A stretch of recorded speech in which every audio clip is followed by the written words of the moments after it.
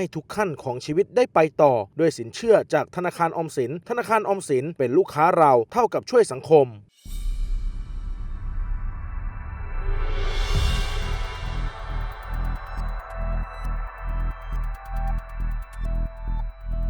มีรายงานว่ากลุ่มสแกมเมอร์ชาวจีนและชาวต่างชาติรวมกว่า300ชีวิตต่างพากันแตกรังหนีออกจากพื้นที่กลางดึกโดยปรากฏภาพความโกลาหลขณะมีการเร่งขนสัมภาระออกจากที่พักและอาคารคาสิโนเก่าในเมืองสีหนุวิลหรือที่ชาวบ้านท้องถิ่นเรียกว่ากำปงโสมอย่างเร่งด่วน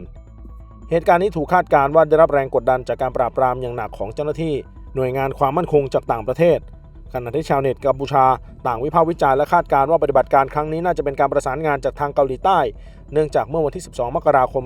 2569ที่ผ่านมาทางการเกาหลีใต้เพิ่งประกาศความสำเร็จในการทลายเครือข่าย call center ที่ใช้กัมพูชาเป็นฐานหลอกลวงประชาชนสอดคล้องกับข้อสันนิษฐานของชาวเน็ตกัมพูชาถึงการเข้ามาของหน่วยความมั่นคงต่างชาติ